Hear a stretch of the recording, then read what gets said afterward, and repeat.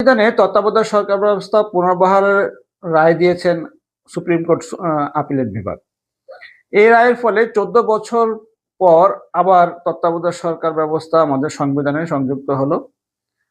মূলত রাজনৈতিক দলগুলোর মধ্যে সুষ্ঠু নির্বাচনকে ঘিরে আস্থাহীনতার কারণে এই ব্যবস্থার প্রচলন হয়েছিল আমাদের দেশে।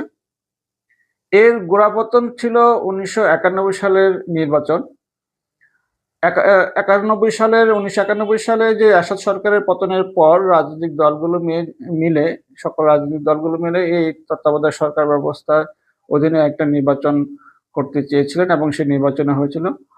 সেই নির্বাচনটা সুষ্ঠুতার গ্রহণযোগ্যতার দিক থেকে এখন পর্যন্ত সবচাইতে গ্রহণযোগ্য নির্বাচনের একটি।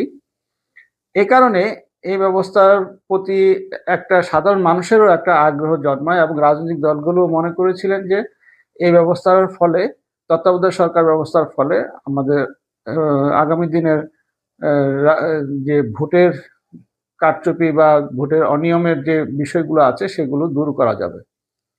এবং 1994 সালে একটা নির্বাচন যেটা মাগুরা নির্বাচন ছিল, সেই মাগুরা নির্বাচনের ব্যাপক অনিয়মের প্রেক্ষিতে 1996 সালে সেই তত্ত্বাবধায়ক সরকার ব্যবস্থা প্রবর্তনের জন্য যে দাবিটা জোরালো হয় রাজনৈতিক মহলে, যার ফলে 1996 সালে সেই তত্ত্বাবধায়ক সরকার ব্যবস্থা আমাদের দেশে চালু হয়।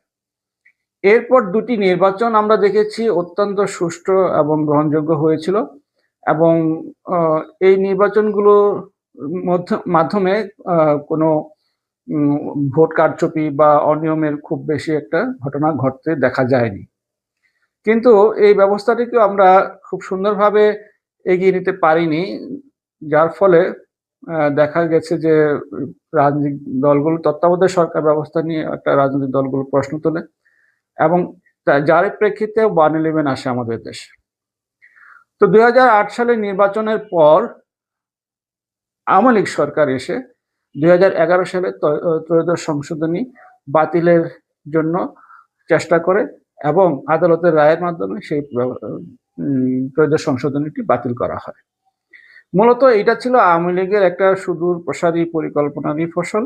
আওয়ামী লীগ সরকার চেয়েছিলেন যে ক্ষমতাকে দীর্ঘায়িত করার জন্য এবং নিজেদের নিয়ন্ত্রণে রেখে নির্বাচন ব্যবস্থাটাকে চালু করার জন্য, যার ফলশ্রুতিতে আমরা গত 3টি ইলেকশন তত্ত্বাবধায়ক সরকার ব্যবস্থা তো দেখিনি এবং ব্যাপক অনিয়ম, কারচুপি এবং নানা ধরনের অনিয়মের বিষয়গুলো এই 3টি নির্বাচনের মাধ্যমে এসেছে।